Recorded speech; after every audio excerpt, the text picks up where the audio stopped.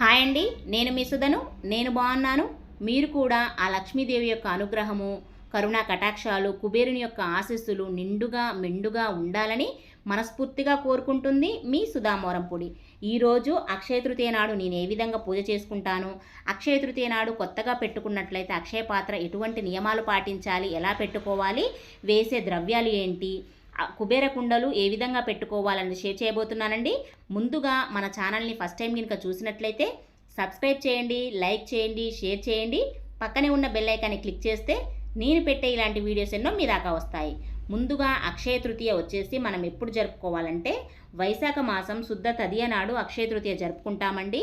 అక్షయము అంటే క్షయము లేనిది, నాశనము లేనిది అని అర్థం అండి. ఈరోజు చేసే పూజ కానీ జపం కానీ ఎటువంటి మంచి పుణ్య ఫలితాలు ఉంటాయి అనేది కూడా షేర్ చేస్తాను. పూజ చేసుకుంటూ మాట్లాడుకుందాం. ముందుగా ఉదయాన్నే బ్రాహ్మీ ముహూర్త టైంలో నిద్రలేచి ఇల్లంతా శుచి శుభ్రంగా చేసుకున్న తర్వాత ఆవు పేడతో కల్లాపు చల్లుకొని ఇలా ముగ్గులు పెట్టుకున్నానండి. ఆ తర్వాత నేను లక్ష్మీ అమ్మవారిని ఇలా అందంగా అలంకరించుకున్నాను. ముందుగా ఒక పీఠం ఏర్పాటు చేసుకొని మనం పూజ చేసుకున్నట్లయితే ఒక పాజిటివిటీ అండి, ఒక పండగ వాతావరణం నెలకొంటుంది ఇంట్లో. అందుకని అమ్మని ఎంత చక్కగా అందంగా గుండ్రంగా పెట్టుకున్నాను, ఇలా బొట్లు కదా. అలా అందంగా నిష్ఠతో నియమతో చేసినట్లయితే ఎటువంటి ఫలితం ఉంటుందో కూడా మీకు షేర్ చేస్తానండి. అందంగా ఇలా డెకరేట్ చేసుకున్నాను అమ్మని. నా దగ్గర ఉన్న కాసుల మాలతో అమ్మని అలా అలంకరించుకున్నాను. అక్షయ తృతీయ నాడు నేను అక్షయ పాత్రను ఏర్పాటు చేసుకుంటున్నాను. ముందుగా అక్షయ పాత్రను ముందు రోజు తెచ్చుకున్నానండి నేను. అంటే ఇంటూ మార్కు వేసుకొని మనం కుండను తెచ్చుకోవాలి. అక్షయ పాత్ర తెచ్చుకునేటప్పుడు ఒకటే తెచ్చుకోకూడదండి, ఒక ప్రమిద కూడా తోడు తెచ్చుకోవాలి. ఇంటూ మార్కు వేసుకొని తీసుకొచ్చుకోవాలి. ఆ తర్వాత నేను పసుపు కుంకుమలు అలంకరించుకొని శ్రీం అనే బీజాక్షరం రాసుకున్నాను. ఇది అక్షయ పాత్ర అండి. అక్షయ పాత్రలో ఏ విధంగా ఎటువంటి వస్తువులు వేయాలి, ఎలా పెట్టుకోవాలనేది కూడా షేర్ చేస్తాను. పూజ చేసుకుందాం. ముందుగా ఒక పీట ఏర్పాటు చేసుకోవాలి అన్నా కదా. ఇలా పీట ఏర్పాటు చేసుకొని చక్కగా ఆ క్లాత్ని నేను కొత్తదైతే పర్లేదండి, ఒకవేళ పాతదే అయి ఉంటే చక్కగా పసుపు కొంచెం వేసి జవ్వాది పౌడర్ పచ్చకర్పూరం వేసి ఉతుక్కున్నట్లయితే మంచి వాసన వస్తుంది. అలా నేను ఉతుక్కొని అలా ఏర్పాటు చేసుకున్నాను అమ్మకి. అమ్మ సింహాసనం అంటే అంత అందంగా అంత సువాసన భరితంగా ఉండాలండి, నా ఉద్దేశం అది. తర్వాత వచ్చేసి అమ్మకి ఎంతో ఇష్టమైన మల్లెపూల మాలను సమర్పించుకున్నాను. అంటే అమ్మకి సుగంధభరితంగా ఎక్కడైతే ఉంటుందో అక్కడ అమ్మ స్థిరంగా ఉంటుంది అని ఫస్ట్ నుంచి నేను చెప్తూ ఉంటాను కదా.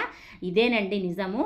ఎందుకంటే సుగంధభరితంగా ఎక్కడైతే ఉంటుందో అమ్మ నిజంగా అక్కడ ఖచ్చితంగా ఉంటుందండి. తర్వాత ఇరువైపులా నేను నా దగ్గర ఉన్న ఏనుగు బొమ్మల్ని అలా ఏర్పాటు చేసుకున్నాను. ముందుగా అక్షయ పాత్ర ఎందుకు పెట్టుకోవాలి, ఎలా పెట్టుకోవాలి అనేది కూడా మీకు షేర్ చేస్తానండి. అక్షయ తృతీయ నాడు చేసే పూజలు జపము దానము ఎన్నో రెట్ల శుభ ఫలితాలను ఇస్తాయండి. ఈరోజు ఈ పనులు చేయడం వల్ల లక్ష్మీదేవి అనుగ్రహం కలుగుతుంది. ఏ పనులు అంటే మంచి పనులు, మంచి కార్యాలు ఏ పనులు చేసినా దానం కానీ ధర్మం జపం కానీ చేసినట్లయితే కోటి రెట్ల ఫలితం అనేది ఉంటుందండి. ఇక్కడ వచ్చేసి అక్షయ పాత్ర ఏర్పాటు చేసుకుంటున్నాను. ముందుగా మన దగ్గర ఉన్నది వెండి ప్లేట్ కానీ ఇత్తడి ప్లేట్ కానీ రాగి ప్లేట్ కానీ ఏదైనా పర్లేదండి, పెట్టుకొని చక్కగా నిండుగా బియ్యం పోసుకోవాలి. సమాంతరంగా పసుపు కుంకుమ అక్షతలు వేసుకున్నాను. ఆ తర్వాత అక్షయ పాత్రను ఈ విధంగా అంటే ముందుగానే నేను అలంకరించుకున్నాను కదా గంధం కుంకుమ బొట్లతోటి ఇలా ఏర్పాటు చేసుకున్నాను. ఖచ్చితంగా శ్రీం అనే బీజాక్షరం రాయాలండి అమ్మవారిది. తర్వాత దాంట్లో పసుపు కుంకుమ అక్షతలు వేసుకున్నాను. ఆ తరువాత చిన్న పాత్ర అయితే 3 పిరికళ్ళు గళ్ళుప్పు వేసుకోవాలి. ఒకవేళ కొంచెం పెద్దదైతేనేమో 5 పిరికళ్ళు వేసుకుంటే సరిపోతుందండి. అంటే నిండుగా అవసరం లేదు, 3/4 వేసుకుంటే సరిపోతుంది. ఆ తరువాత దాంట్లో వేసే మంగళకరమైన వస్తువులు కూడా చెప్తానండి. తర్వాత కొంచెం పచ్చకర్పూరం జవ్వాది కూడా వేసుకున్నాను. అక్షయ పాత్ర మన ఇంట్లో ఏవే వస్తువులు వేసామో ఆ వస్తువులు ఎప్పటికీ దినదిన అభివృద్ధి అవుతూనే ఉంటుంది, అక్షయంగా ఉంటుంది. అంటే అందులో వేసుకునే వస్తువులు మనకి ఎప్పుడూ కొరత ఉండదండి దాంట్లో. అందుకని ఇలాంటి వస్తువులు మంగళకరమైన వస్తువులు వేసుకోవాలి. ముందుగా వస్తువులు వేసుకోవడానికి ఒక ఎరుపు కలర్ క్లాత్ అయినా పసుపు కలర్ జాకెట్ పీస్ అయినా ఉండాలండి ఖచ్చితంగా. ఇంక ఈ 2 కలర్లు అయితేనే మంచిది, అమ్మవారికి ఎంతో ఇష్టమైన కలర్లు కాబట్టి అవి. ఈ రంగుతో ఎరుపు రంగు కలర్ జాకెట్ పీస్ నా దగ్గర ఉంది కాబట్టి దాంట్లో కొంచెం పసుపు కుంకుమ అక్షతలు వేసుకున్న తర్వాత ఫస్ట్ మనకు మంగళకరంగా ఉండాలంటే ఎప్పుడైనా పసుపు కొమ్ములతో స్టార్ట్ చేయాలండి. అందుకే నేను ఫస్ట్ పసుపు కొమ్ములను 2 వేశాను. తర్వాత పచ్చకర్పూరం, రూపాయి కాయిను, ముత్యపు శంకు దొరుకుతుందండి, అవైనా వేసుకోవచ్చు. ఇంకా మనకు మంగళకరమైనవి లక్ష్మీ గవ్వలు, గోమతి చక్రాలు, తామర గింజలు ఇవన్నీ సమర్పించుకున్నాననే దాంట్లో ఒక 1 రూపీ కాయిన్ కూడా వేసుకున్నాను. ఇలా ముడుపులాగా కట్టుకొని అక్షయ పాత్రలో పెట్టుకున్నాను. ఇంకా మా ఆయన నాకు సెంటిమెంట్ కాబట్టి నేను మా వారితోటి ఇలా నేను 500 అంటే మన స్తోమత అండి, 100, 50 రూపాయలు ఏది అందులో వేసినవి అక్షయంగా పెరుగుతూనే ఉంటుందండి. అందుకే ఇంకా మా వారితో నాకు సెంటిమెంట్ కాబట్టి అలా వేయించుకున్నాను. అమ్మవారికి అలా సమర్పించేశారు మా వారు ధనము. ఆ తరువాత ఇక్కడ నేను అలంకరించుకుంటున్నానండి. అలంకరించుకునే ముందు సంపదలకు మూలమైన అంటే లక్ష్మీ అమ్మ కదండి మనకు సంపదకు మూలము.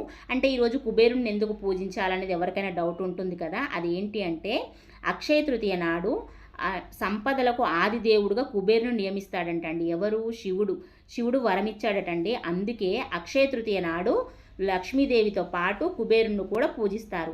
ఆ తండ్రి యొక్క ఆశీస్సులు నిండుగా ఉంటే చాలా మంచిదండి. ఎందుకంటే ఒక వ్యక్తి జీవితాంతం డబ్బు కొరత ఉండదండి. వ్యాపార స్థలాలలో కూడా ఇలా అక్షయపాత్ర పెట్టినట్లయినా కుబేర కుండల్ని ఇలా కూడా పెట్టుకుంటూ ఉంటారండి. సంపద పెరుగుతూనే ఉంటుంది వ్యాపార స్థలాలలో.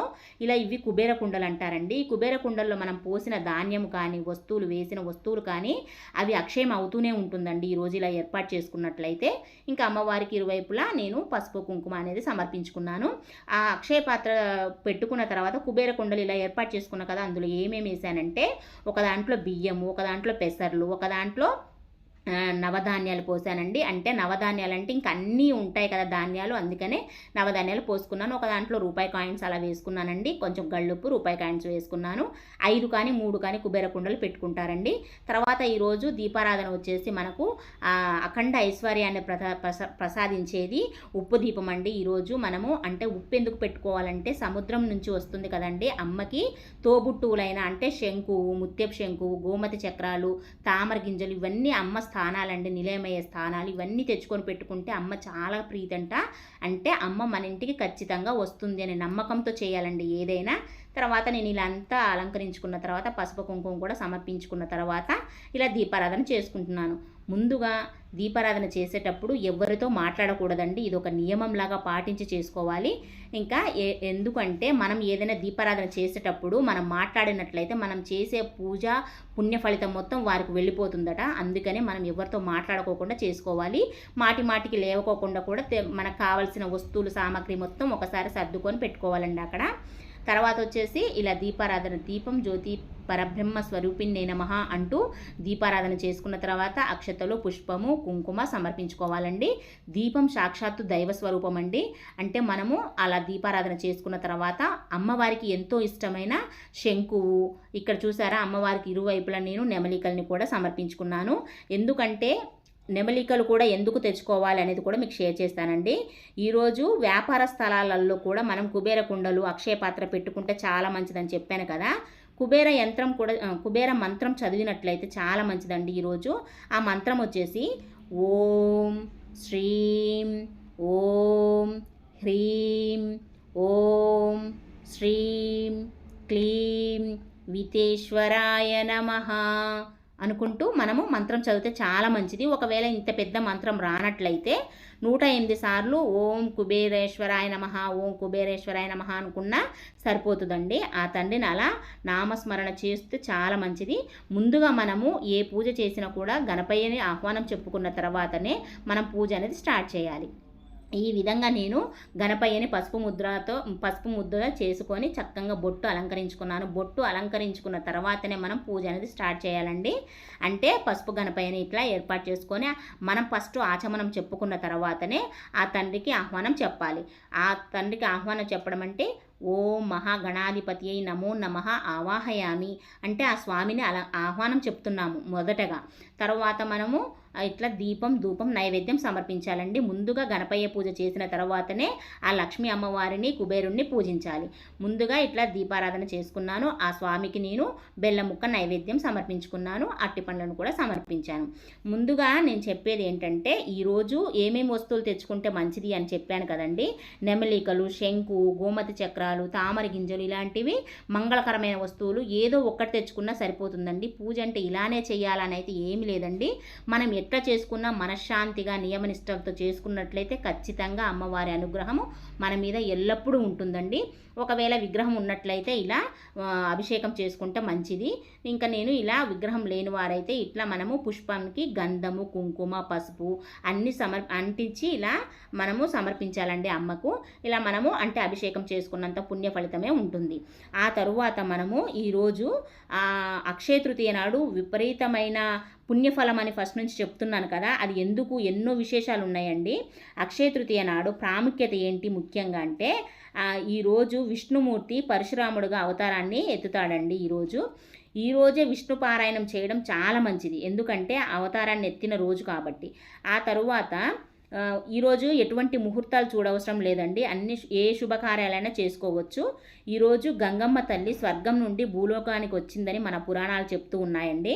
ముఖ్యంగా ఈరోజు ఏ పని చేసినా కూడా ఎప్పటికీ విఫలం కాదండి అని నమ్ముతూ ఉంటారు. ఈరోజే విష్ణువులో భాగమైన వేదవ్యాస మహర్షి మహాభారతాన్ని, ఇతిహాసాన్ని రాయడం ప్రారంభించారని అంటూ ఉంటారండి. అందుకే ఈరోజు చాలా ముఖ్యమండి, అంత విశేషంగా పూజ చేసుకోవాలి. నెక్స్ట్ వచ్చేసి ఇక్కడ నేను లక్ష్మీ అమ్మకి అష్టోత్తరం చెప్పుకుంటున్నాను. అంటే కుంకుమ పూజ చేసుకోవడం చాలా మంచిదండి. ఈరోజు సౌభాగ్యంగా నిండుగా ఉండాలని మనం కోరుకొని కుంకుమ పూజ చేసుకోవాలండి. ఒక రూపాయి కాయను పెట్టుకొని, ఒకవేళ వెండిది కానీ బంగారపుది కానీ రూపు ఉంటే పెట్టుకొని చేసుకోవచ్చు. ఇంకా నా దగ్గర వెండిది చిన్నది లాకెట్ ఉందండి అమ్మవారిది, ఇంకా అలా పెట్టుకొని నేను పూజ చేసుకుంటూ ఉంటాను. ఎప్పుడు అలానే అష్టోత్తరం చెప్పుకుంటూ ఉంటాను. మంగళవారం కానీ శుక్రవారం కానీ ఏదైనా పంచమి తిథులలో కూడా నేను ఇలానే చేసుకుంటూ ఉంటాను. తర్వాత మన దగ్గర ఉన్న గోమతి చక్రాలు, శంకులు, ఇవి ఉన్నాయి చూడండి, పసుపు కొమ్ములు, చిట్టి గాజులతోటి ఇంకా ఒక్కొక్కటి తీసుకొని, గురువింద గింజలు, ఇంకా అన్ని రకాలలో ఒక్కొక్కటి తీసుకొని అమ్మవారికి ఇలా చూపిస్తూ మనం కళ్ళకు నమస్కారం చేసుకొని ఇలా సమర్పించాలండి. అంటే లక్ష్మీదేవి అష్టోత్తరం చదువుకుంటూ ఇలా సమర్పించానమాట. అమ్మకి 108 నామాలు చదువుకున్నాను. ఆ తర్వాత గ్రీన్ కలర్ కుంకుమ ఉంది చూడండి, ఇది కుబేరుని యొక్క అష్టోత్తరం చదువుకొని మనము ఇలా, అంటే ఒకవేళ అష్టోత్తరం వస్తే అష్టోత్తరం లేదా ఆ తండ్రి పేరుని జపం చేసుకుంటా కూడా మనము అలా సమర్పించుకోవచ్చండి. అమ్మకి ఎంతో ఇష్టమైన నైవేద్యము పాలతో సమర్పించితే చాలా మంచిదండి. ఈరోజు పాలతో చేసిన పాయసాన్నం అమ్మవారికి సమర్పించాను. తర్వాత అమ్మకి ఎంతో సుగంధభరితంగా ఉండాలని చెప్తూ ఉంటాను కదా ఎప్పుడు, మరొకసారి మళ్ళీ సుగంధభరితంగా ఉండాలని చక్కగా అంతా అలంకరించానండి. జవ్వాది పౌడరు, సెంట్ను కూడా ఇలా మొత్తం ఇంకా పీఠం మొత్తం అలా రాసేసాను. తర్వాత ధూపం, దీపం, నైవేద్యం సమర్పించుకుంటే సరిపోతుందండి. ఇంత పెద్దగా చేస్తేనే మంచిదా అని ఎప్పుడూ అనుకోకూడదండి. ఎంత చేసినా కూడా నియమనిష్టలతో చేయండి. ఖచ్చితంగా అమ్మ మన ముంగటే ఉండి మన పూజలన్నీ స్వీకరిస్తుంది. మనం పెట్టే నైవేద్యాలు కూడా స్వీకరించి వెళ్తుందండి. ఏదో ఒక రూపంలో ఇంటికి ఎవరో ఒకరు వస్తారండి. అంత నమ్మకంగా ఈరోజు నాకు మా ఇంటికి అనుకోకుండా అతిథి వచ్చారు. చక్కగా నైవేద్యం, నేను పూజ అయిపోగానే నైవేద్యం కూడా ఆమెకు సమర్పించాను. నాకు అమ్మవారిగానే నేను భావిస్తాను. అందుకే ఖచ్చితంగా నియమనిష్టలతో చేయండి. చిన్న చిన్న లోటుపాట్లు, తప్పిదాలు ఉన్నా మనము క్షమాపణ చెప్పుకోవాలండి అమ్మకు. ఏమైనా ఉచ్చారణ దోషము అంటే మనం చదువుకున్న అష్టోత్తరాలలో కానీ, కనకదార స్తోత్రం కానీ, దుర్గా ద్వాదశి నామాలు చదువుకున్న ఇవన్నీ ఏదైనా లోటుపాట్లు, చిన్న చిన్న మిస్టేక్స్ ఉంటే అమ్మకి క్షమాపణ చెప్పుకోవాలి. తల్లి, ఈ మిస్టేక్ జరిగింది, నాకు క్షమించు తల్లి అని చెప్పుకుంటే ఎటువంటి దోషం ఉండదండి. ఇది నా నమ్మకము. ఇలానే చేస్తున్నాను నేను. ప్రతి సంవత్సరం కూడా చేస్తూ ఉంటాను. ఎప్పుడు శుక్రవారం చేసుకున్నా కూడా ఏదన్నా దోషం దొర్లితే కూడా నేను అమ్మవారికి చెప్పుకొని క్షమాపణ వేడుకుంటానండి. మరొకసారి మంచి వీడియోతో కలుస్తాను.